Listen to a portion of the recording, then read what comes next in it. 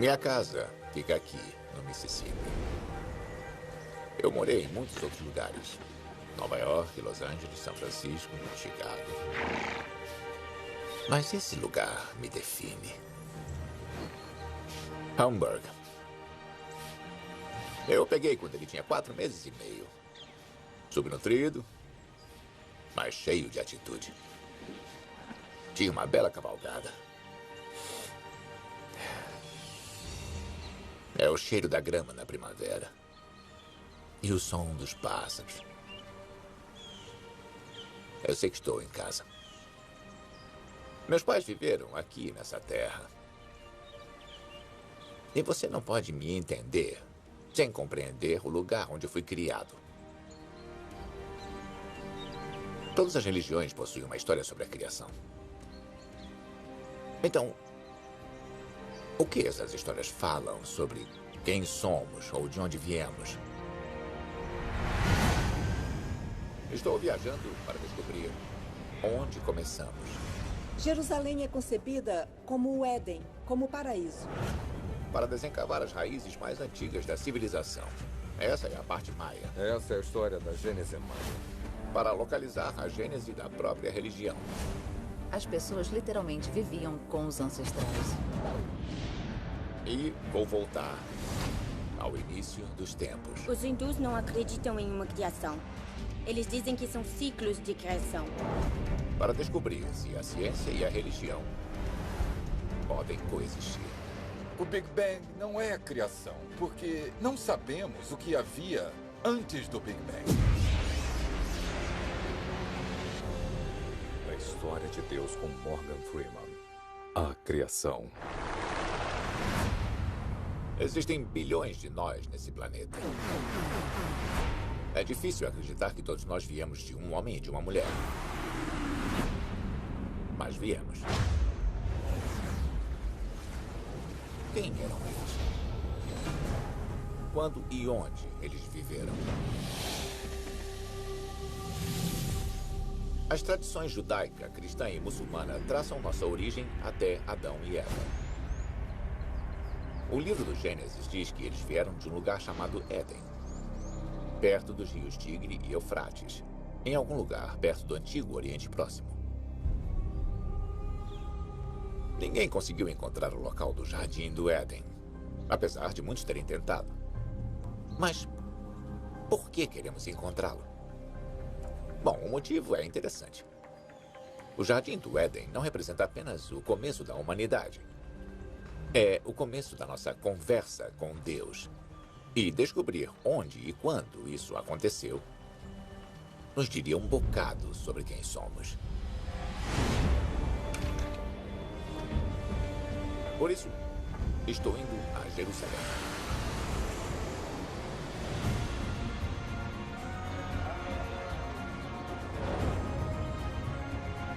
Essa é uma das cidades mais antigas do mundo. Existem provas de que pessoas vivem aqui há mais de 7.000 anos. Hoje é o centro religioso do mundo judaico. Foi por aqui que o Gênesis foi escrito há cerca de 2.500 anos. A arqueóloga Jodie Magnus está me levando para a Basílica do Santo Sepulcro, onde existe um elo pouco conhecido com o Jardim do Éden. Então é essa aqui. Essa aqui é a Basílica do Santo Sepulcro. Muitos cristãos acreditam que este é o local onde Jesus foi crucificado e enterrado. Mas outra antiga tradição também diz que esse é o local onde foi enterrado Adão. Essa área em que estamos entrando fica debaixo da rocha do Gólgota, que é o afloramento rochoso em que os cristãos acreditam que Jesus foi crucificado. Aqui é chamado de Capela de Adão. Existe uma tradição muito antiga do cristianismo que liga este local a Adão, o primeiro homem. Quando Jesus foi crucificado no topo da rocha, acima de nós, seu sangue escorregou para baixo por uma rachadura na rocha e Adão, o primeiro homem, estava enterrado aqui. E quando o sangue de Jesus encostou em Adão, Adão então ressuscitou.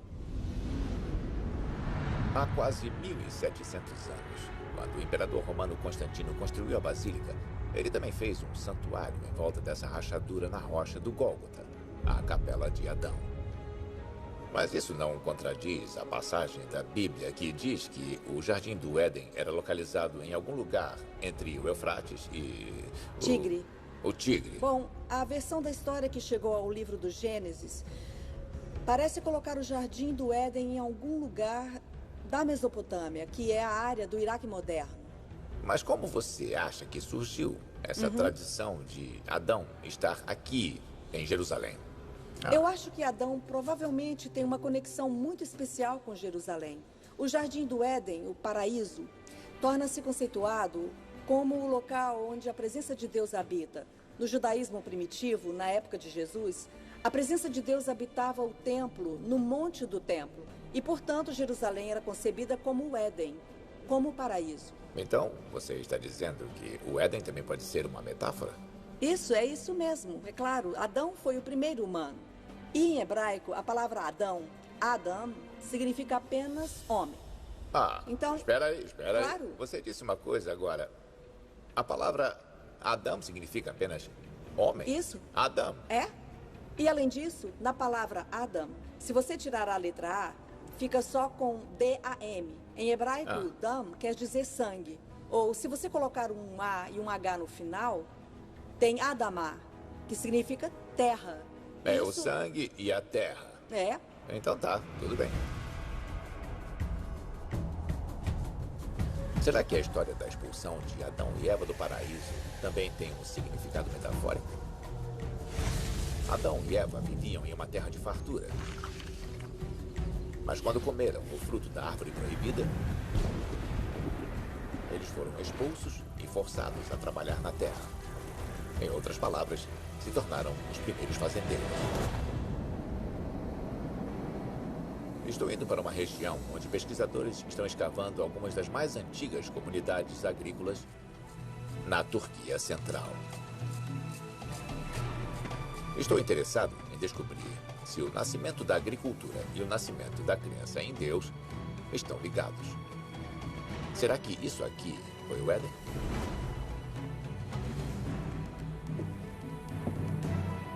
Amy? Oi, vamos entrando. A arqueóloga Amy Bogart tem escavado com sua equipe aqui em Çatalhöyük por 2 décadas. Bem-vinda. Obrigado. Então, Çatalhöyük. Um assentamento com 9.000 anos. 9.000 anos. Incrível, não é? Então, a extensão total é de 32 acres, equivalente a 20 campos de futebol de extensão. Campos de futebol ou de futebol americano? Não sei. Provavelmente futebol. Tá bom. Mas eles têm tamanhos muito parecidos. Você pode ver que aquelas casas são muito coladas umas nas outras. Não há muito espaço entre elas. Não há espaço nenhum entre elas. É. Elas não tinham janelas nem portas. Cada casa devia ter sua própria entrada por Devia? cima. É. Çatalhöyük era uma cidade sem ruas. As pessoas que viveram aqui caminhavam pela cidade por cima dos telhados. E elas também trabalhavam nos telhados. As pessoas de Çatalhöyük foram alguns dos primeiros habitantes das cidades. Mas eu quero saber se eles também foram alguns dos primeiros crentes. Eles achavam que o mundo havia sido criado por um Deus? Amy me leva até uma casa que pode possuir as respostas. Para que serve aquele buraco com uma margem vermelha que parece muito definido? E se tem um sentido?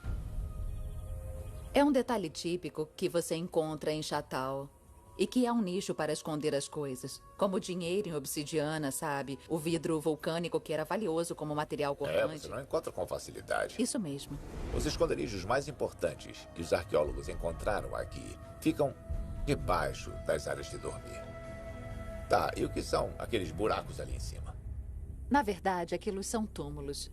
São fossos onde... Espera um pouco. Um ser humano não caberia ali. Um bebê, talvez. A forma que eles tinham para colocar os adultos maduros nesses fossos era amarrá-los muito bem, em uma posição flexionada. E os buracos eram reabertos e novos indivíduos eram colocados enquanto a casa existisse. Olha. As pessoas eram enterradas debaixo das plataformas, então elas literalmente viviam com os ancestrais. Isso parece ter algum conteúdo religioso. Acho que você tem razão.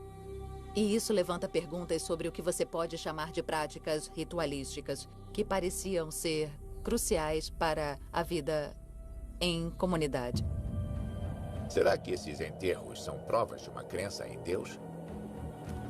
O antropólogo Harvey Whitehouse está tentando entrar nas mentes desses primeiros habitantes da cidade. Isso aqui é um modelo autêntico de como achamos que devia ser uma casa típica de Satalhuk. Esses são os tipos de objetos que podíamos esperar encontrar em uma dessas casas. Aqui temos exemplos de arte nas paredes. Podemos encontrar cabeças de touro. A gente costuma encontrar elas dentro das paredes. Em um caso, eu as vi arrumadas como se fossem um escudo protetor em volta desses espaços vazios. E sabemos que esses espaços eram usados para dormir. Mas, Harvey, você é um antropólogo. Então, você entende mais sobre as mentes dessas pessoas, não é?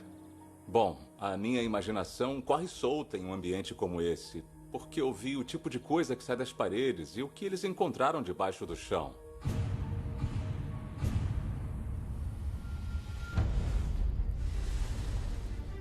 Sabemos que haviam rituais muito interessantes envolvendo o enterro dos restos humanos. Mas esses objetos ficavam em várias caixas que eram periodicamente levadas para fora. Nós não sabemos o que eles faziam com elas, mas em muitos casos eram recolocados de volta com muito cuidado e substituídas. É quase como se isso não fosse um ambiente doméstico. Era como se fosse um templo vivo. Você usou a palavra templo. Templo, bom. O que é um templo, além de um tipo de ambiente em que a vida ritualística de uma comunidade é conduzida? Então eu acho que era isso que acontecia dentro daquelas casas.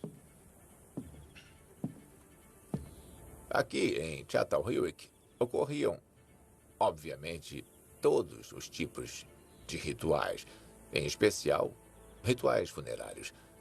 Mas nenhum sinal de uma religião organizada. E por isso a pergunta permanece sem resposta para mim. Será que a religião permitiu que os homens vivessem juntos, plantassem alimento?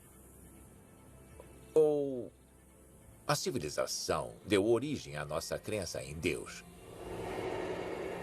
Quando estava em Çatalhöyük, eu soube de outra escavação a poucas centenas de quilômetros ao leste, que pode ter a minha resposta. É um sítio de 11 mil anos que fica entre os rios Tigre e Eufrates. A localização bíblica do Éden. Tá, agora estamos na área delimitada D. A área mais conservada entre as que temos aqui. Fizemos um teste de radiocarbono e descobrimos que eles datam de 9.400 anos mais ou menos antes de Cristo. Esse lugar se chama Göbekli Tepe. E aqui posso encontrar provas dos primeiros momentos em que humanos adoraram o divino. Arquitetos da Idade da Pedra construíram 20 setores monumentais feitos de grandes pilares em forma de T.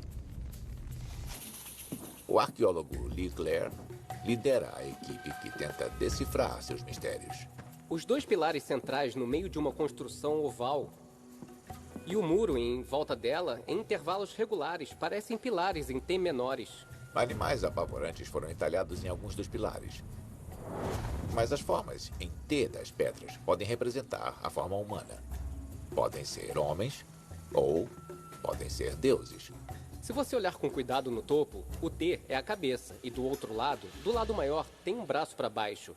Dá para ver uma fivela de cinto aqui. Eles podem ser ancestrais mitológicos. Uma outra alternativa é que eles podiam ser as primeiras deidades, os primeiros deuses, que essas pessoas deviam adorar nessa estrutura toda circular. Lee e a maioria dos arqueólogos acreditam que esses círculos de pedra eram usados para rituais, mas que ninguém de fato vivia aqui. Os humanos em Göbekli Tepe eram caçadores andarilhos, não fazendeiros estabelecidos. Então, por que eles construiriam um local permanente para adoração em um local fixo? É uma das maiores perguntas que nos fazemos nesse sítio. Por que eles vieram? Mas o importante é, naquele tempo, as comunidades estavam ficando maiores e maiores, e havia dificuldades para conseguir recursos locais. E como as comunidades estavam crescendo, havia risco de conflitos. As pessoas tiveram problemas em manter os relacionamentos, em manter as comunicações. A crescente população significava que pessoas que mal se conheciam tinham que trabalhar juntas. Isso era uma receita para o conflito.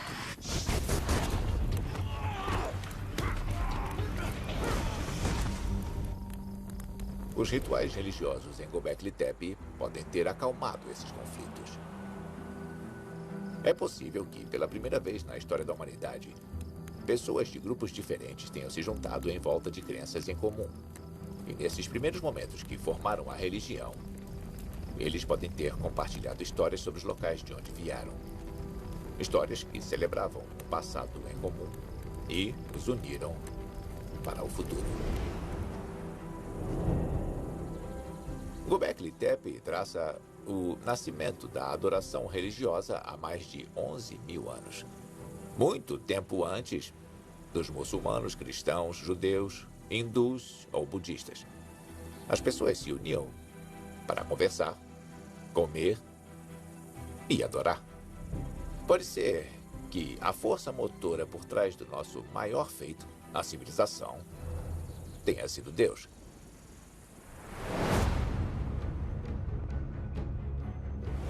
Mas hoje, nós não compartilhamos mais uma história sobre a criação. Vivemos em uma sociedade global, formada por diferentes culturas. E a ciência nos deu uma nova perspectiva sobre a criação. Ela até mesmo alega saber o segredo máximo da nossa origem cósmica.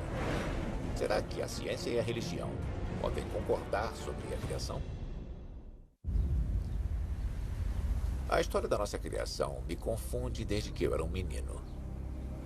Ela começou bem aqui, em uma igreja em Greenwood, Mississippi.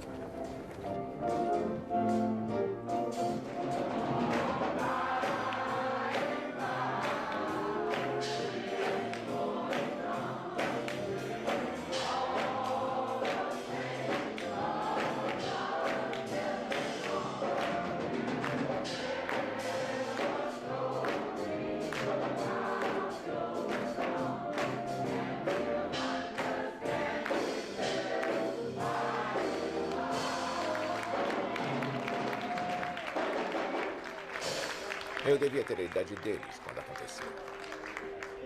Eu me lembro do pastor lendo o livro do Gênesis. Existem 807.361 palavras na Bíblia. Eu não preciso de 807.000 palavras para acreditar na Bíblia. Eu só preciso de 9 palavras. No princípio, Deus criou, falem comigo, o céu e a terra. Mas para mim, o princípio era um quebra-cabeças profundo. No momento não havia nada, e no outro, tudo. Você está ótimo. Eu vou levando. Se Deus criou o universo, quem estava lá para criar Deus? Quando eu fiquei mais velho, ouvi que cientistas tinham encontrado provas do Big Bang. De acordo com essa teoria, o universo inteiro explodiu em um único ponto, em uma criação instantânea e flamejante.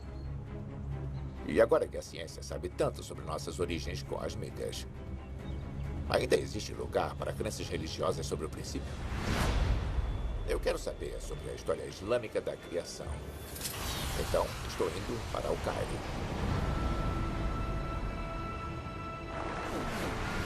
Uma das maiores e mais antigas cidades do mundo muçulmano.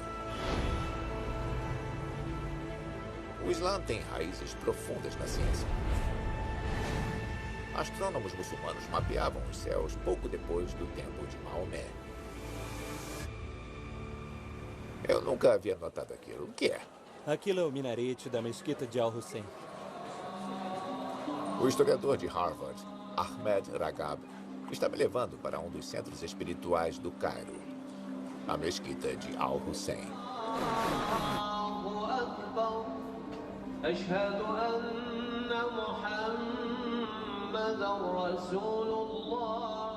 Eles começam formando linhas viradas para Meca. E todas essas linhas são fechadas. Você não pode ter nenhuma abertura entre elas, entendeu? Entre elas. Em outras palavras, é pé com pé. Tá, entendi. Os muçulmanos vêm aqui todos os dias para agradecer a Deus por tudo que Ele cria. E depois, alguns viram a esquina e vão para uma cafeteria de 2 séculos e meio chamada El Fishal. Me fala sobre o conceito islâmico da criação. No Islã, no princípio, havia a história de uma enorme nuvem de fumaça. E então o céu e a terra saíram de dentro da fumaça. E depois disso, a terra foi formada e ficou do jeito que era antes de todos os seres serem criados, entendeu? Interessante. Isso é muito cósmico. É sim. Faz você pensar nas nuvens de poeira no cosmo que formaram os mundos. Essas ideias sobre essas enormes nuvens e das coisas que saíram de dentro delas é muito poderosa em várias tradições mitológicas ao redor do mundo e faz parte da narrativa islâmica sobre a criação. No Islã, o momento da criação existe ao lado da visão científica da formação da Terra. O mesmo é verdade para tradições muito mais antigas do que o Islã.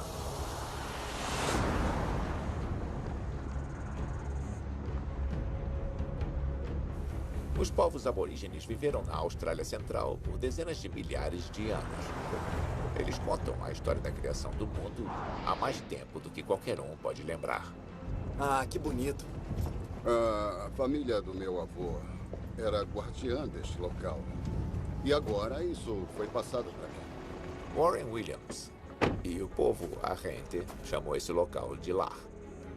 Esse lugar é tão grande que você só conseguiria ver do espaço. Talvez numa imagem por satélite. É verdade. O astrônomo cultural Duane Hamaker tenta conectar as histórias da criação aborígene com a ciência moderna.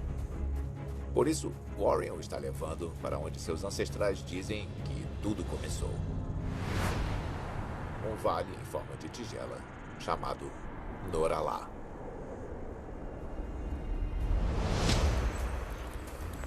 É uma tradição do povo Arrente contar suas histórias à noite, quando eles podem ver seus criadores, os guardiões do céu. A noite vai ser boa. Olha só o céu de hoje. Ah, olha quantas estrelas.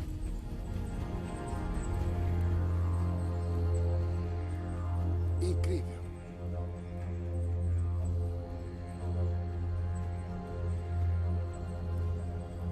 A história se passa em uma era chamada o Sonhar, quando os guardiões do céu viviam na Via Láctea.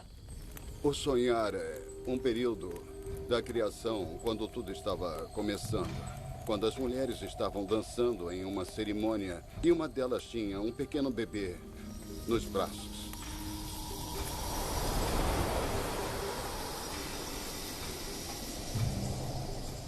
Então ela colocou o bebê em um berço, espécie de berço de madeira. Mas toda aquela dança começou a vibrar, tremendo a Via Láctea. E o berço caiu. E ele caiu na terra e criou a cratera que vemos aqui.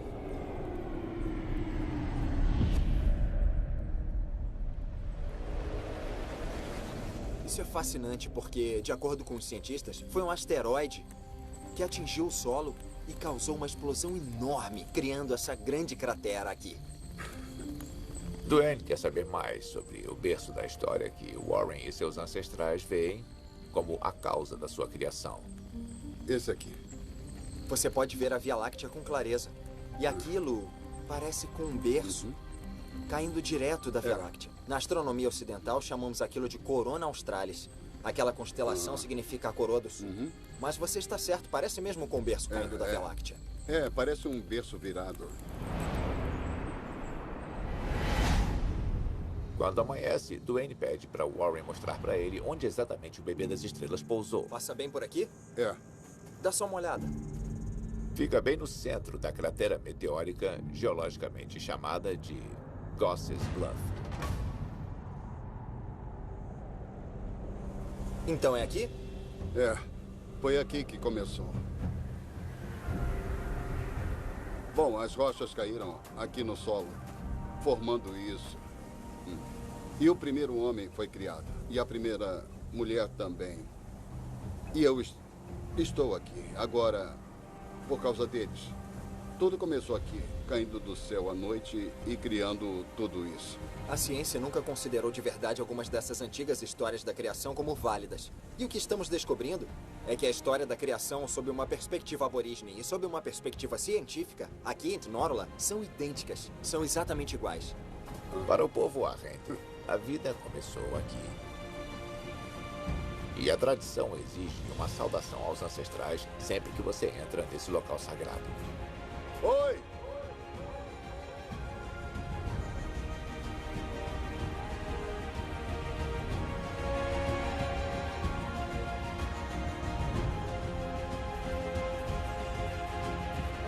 A ciência pode viver lado a lado com as histórias aborígenes e islâmicas das nossas origens.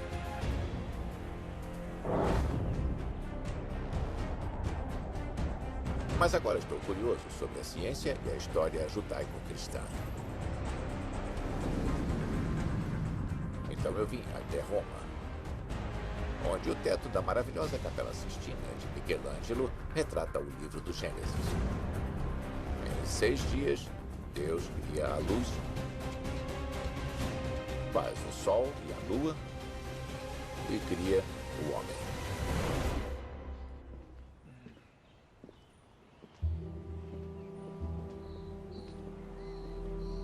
Eu vim conversar com o representante-chefe de ciência do Papa, Monsenhor Marcelo Sánchez Sorondo. Então, você é o chanceler da Pontifícia Academia das Ciências. Exatamente. Quando isso começou e por quê? Em 1603. Em 1603? E 3, isso. E o chefe da primeira geração foi o Galileu. E a ideia é ter uma nova academia para desenvolver um raciocínio científico para as coisas. Então temos duas abordagens diferentes sobre a ideia da criação. Existe o Gênesis e existe o Big Bang.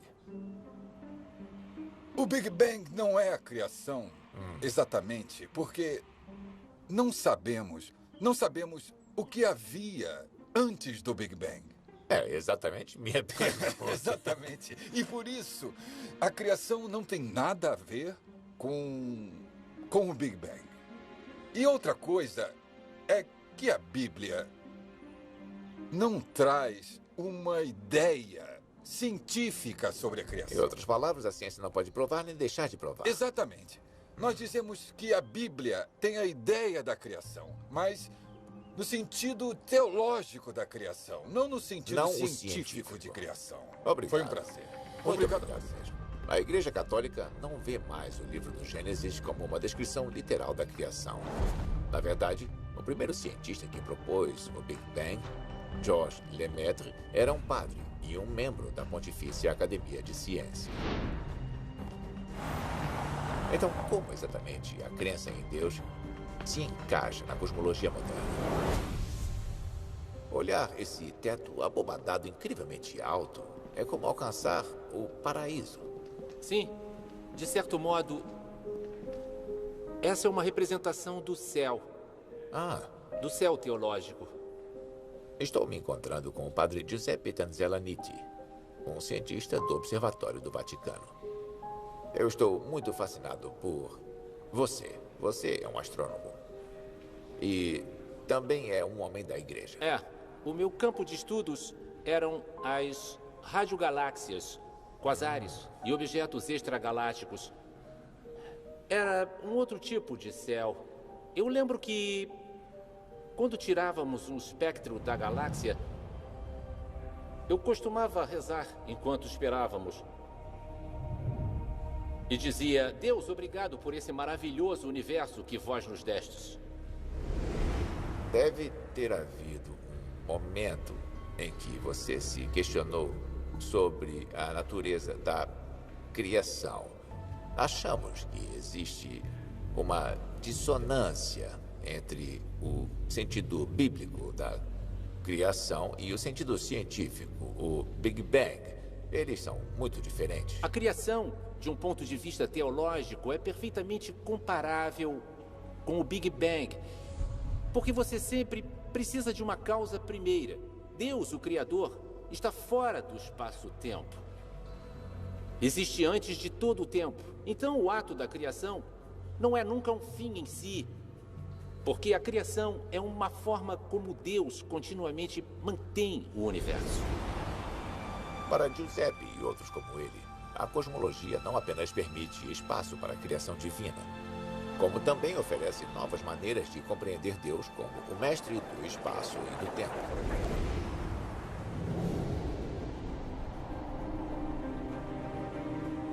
Eu gostei do que o padre Giuseppe disse sobre a criação ser um ato contínuo, que não começou nem terminou com o Big Bang, que é uma atividade constante de Deus que inclui a evolução. Acho que o que ele estava dizendo era que Deus não existe fora do espaço e do tempo. Deus é o espaço e o tempo. A ideia de que a criação é contínua parece nova, mas não é. Nas profundezas da floresta tropical da Guatemala, cidades perdidas revelam infinitas criações dos antigos maias.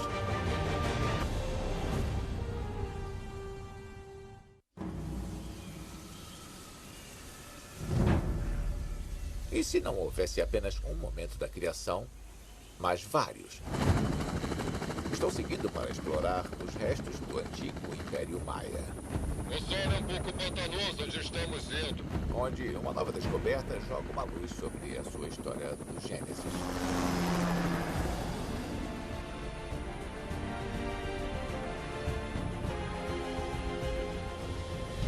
Poucas estradas passam pela densa selva do norte da Guatemala hoje em dia. Mas o arqueólogo Richard Hansen me conta que, há 2000 anos, essa era uma das maiores cidades do mundo. Gostamos de pensar em Los Angeles e Nova York como cidades modernas, mas essas pessoas tinham as mesmas perspectivas das suas cidades. Entendi. Eles tinham sistemas de água e tinham vias expressas. É verdade? O primeiro sistema de vias expressas do mundo. Bem-vindo a El Mirador. Essa pirâmide é uma das maiores estruturas do mundo em termos de volume. Essa pirâmide tem mais de 1 quilômetro de base.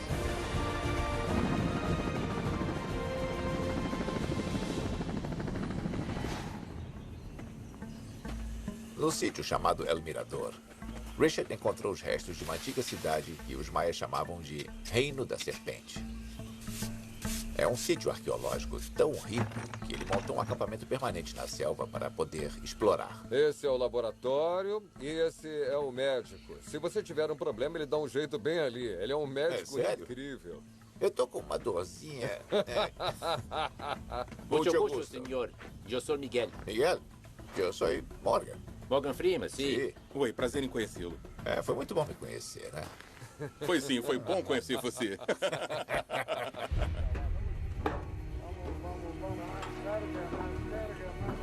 Pronto? É isso aí, vamos nessa. Richard está me levando para ver uma coisa que ele acabou de descobrir. Olha isso, essa é uma das escavações mais interessantes que temos no momento. Ah, meu Deus! Essa arte foi talhada em estuque centenas de anos antes de Cristo. E tem cenas incríveis mostrando o panteão inteiro da religião maia. Então você está dizendo que isso aqui tem a história da criação. Essa é a Bíblia Maia. Essa é a história do Gênesis Maia. Com todas as deidades necessárias para contar essa história. Isso é inacreditável. Quer dizer, se você parar para pensar que isso não foi feito no século XV ou XVI. Isso foi feito há pelo menos 2000 anos. Essa é a versão mais antiga da história sagrada da criação dos maias que já foi encontrada.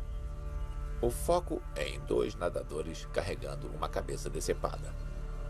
Essa cabeça dá uma pista sobre quem esse aqui teria sido. Acho que esse é Hunahpu. Ele é o pai dos heróis gêmeos que participam de todo o processo da criação.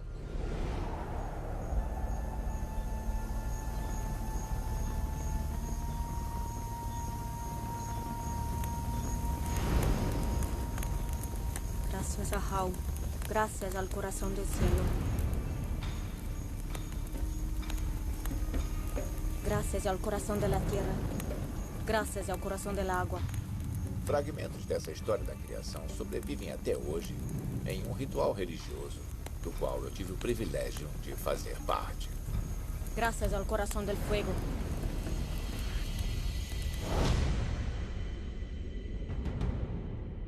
O ritual relembra a saga do deus do milho sendo enganado para descer ao submundo, onde foi decapitado.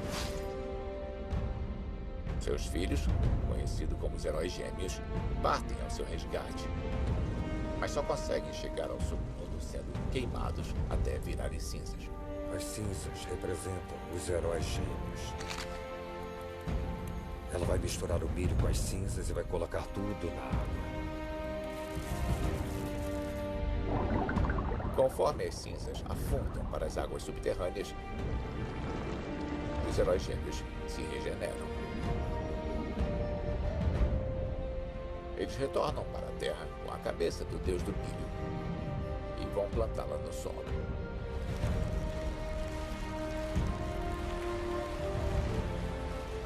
E foi desse milho que os primeiros maias foram feitos.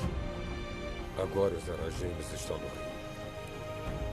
Então é isso que eles vão servir e passar para todos. De uma certa forma, nos tornamos parte da história dos heróis gêmeos quando fazemos isso.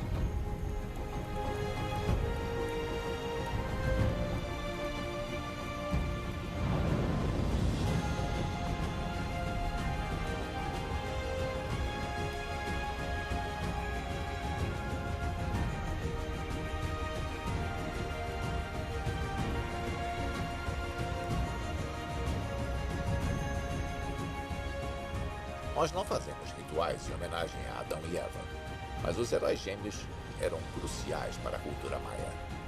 A história da morte e renascimento deles era ligada ao crescimento da colheita mais importante, o milho, um ato de criação do qual os maias dependiam todo ano.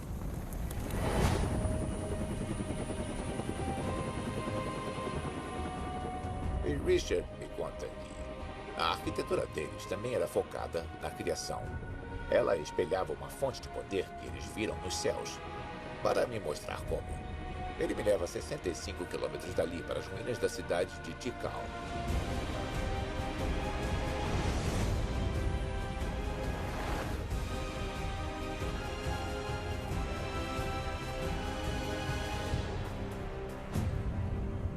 Os templos daqui são arrumados em grupos de 3, uma tríade. Bom, Richard, eu consigo perceber que há um padrão aqui, mas alguma coisa está faltando. O que eu não percebi? Bom, há um padrão, Morgan. Esse é um padrão bem definido aqui que persistiu por centenas de anos. Há uma enorme construção aqui com a escadaria virada para dentro.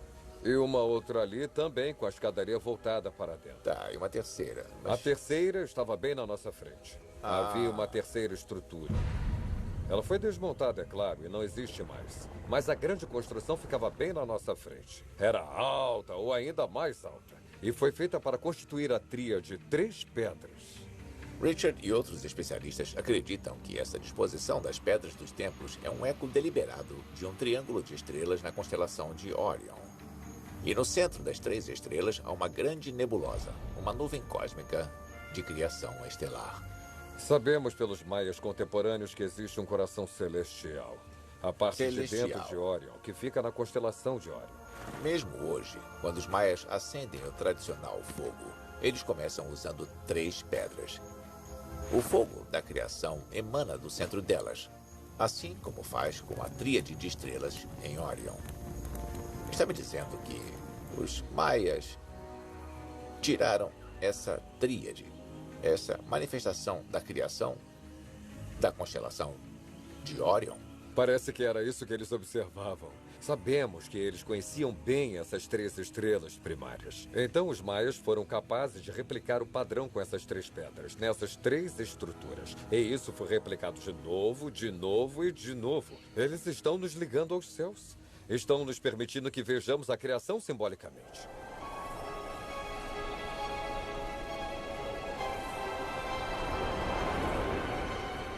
Olhando à minha volta, eu fico pasmo pelo tamanho do que os maias criaram. Cidades enormes e pirâmides colossais. Foi uma civilização cuja religião era focada na criação e na contínua regeneração da criação. E mesmo assim, tudo acabou. Tudo o que os maias criaram desabou.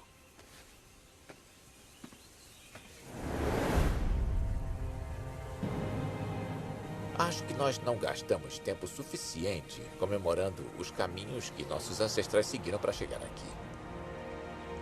Ou para agradecermos as forças que sustentam nossas vidas. Mas há uma cultura que agradece a criação todos os dias.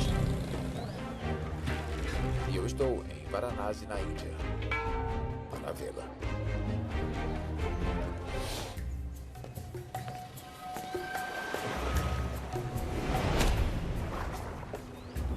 A Índia é o lar de 1 bilhão de hindus, a terceira maior fé do mundo. Ela tem vários deuses e várias histórias da criação. Uma das mais conhecidas gira em torno do rio que dá vida a eles, o Ganges, ou Ganga. Morgan, agora estamos no rio Ganga. Ganga? Ganga, o mais sagrado dos rios sagrados e o centro do universo hindu. Ele só existe porque é sagrado e puro e santificado pelos céus. Ele só existe porque... Você acredita? Você acredita que Sim. é verdade. Ah, adorei, tá. Adorei isso. A historiadora Benda Paranjape me leva para um santuário, a Ganga. Cuidado. Tá. Ganga não é apenas um rio, mas também uma deusa. A ideia é que você se curve mesmo antes de entrar no santuário. Mas não para uma pessoa baixa como eu. E aí você chega ao local onde pode ver a mãe Ganga. O que ela está segurando na mão esquerda superior? Ela está segurando uma lótus. Aquilo é um símbolo de pureza. Tá. Porque a lótus nasce da lama, mas não fica manchada pela lama. No princípio, os hindus acreditavam que Ganga fluía nos céus, mas ela foi capturada pelo deus criador Brahma. Então, Brahma decidiu mandar o rio Ganga para a Terra. Mas havia um problema. Ganga possuía tanta força que, se ela fosse para a Terra se afogaria. Então o deus Shiva bloqueou a queda de Ganga, juntando suas águas nos cachos de seus cabelos. Então Shiva abriu um cacho do seu cabelo e Ganga fluiu.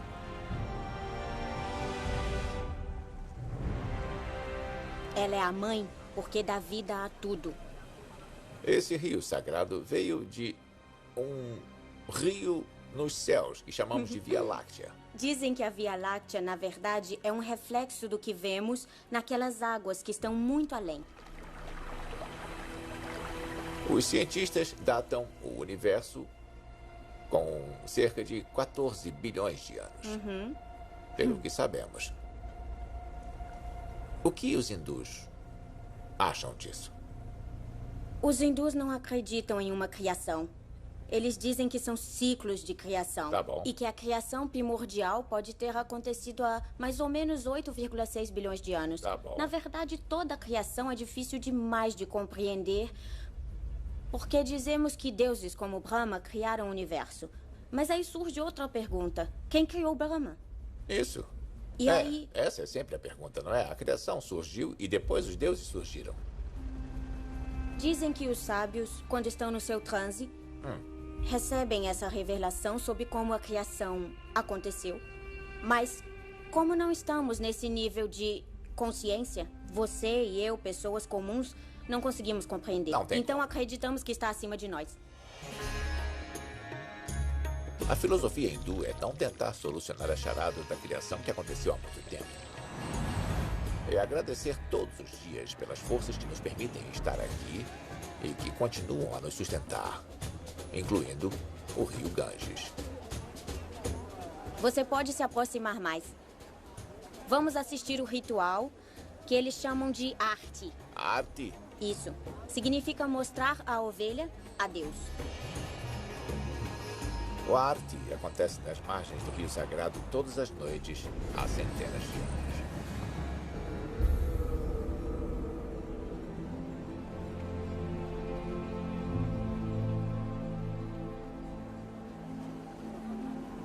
A oração é essa.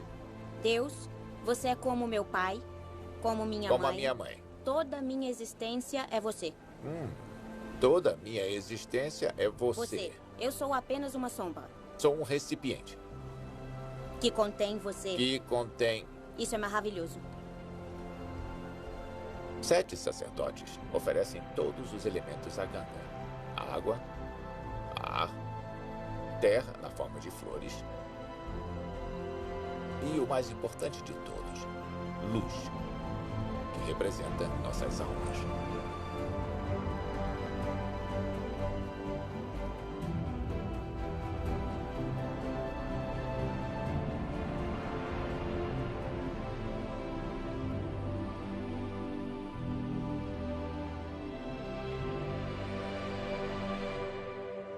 Conforme a cerimônia se encerra, as pessoas se juntam na beira da água para colocar a luz das suas próprias almas em um minúsculo recipiente.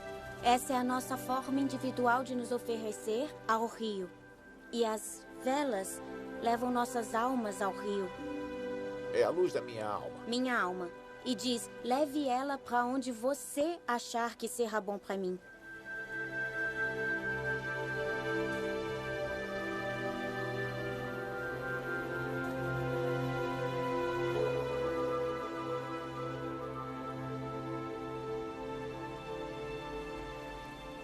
A versão hindu da criação me agrada. Ela diz que os deuses ainda não existiam na criação original. Eles têm essa bela passagem do Rig Veda sobre o princípio. Não havia inexistência nem existência. Está dizendo que a ideia está além da definição humana, além do intelecto humano. Apenas aceite. De onde nós viemos? De um homem e uma mulher banidos do paraíso que começaram a trabalhar na terra? De gêmeos heróis plantando o milho que precisavam para começar uma civilização? De um grande rio que dá a vida a um povo inteiro? Essas ideias sobre nossa origem são as histórias mais antigas que temos. São palavras compartilhadas e lembranças distantes que formam a cola da nossa civilização. Nem todos compartilham a mesma história da criação. Todos viemos de lugares diferentes. Mas todos nós, seja lá em que acreditemos, podemos compartilhar uma coisa: a admiração e a gratidão por estarmos todos aqui.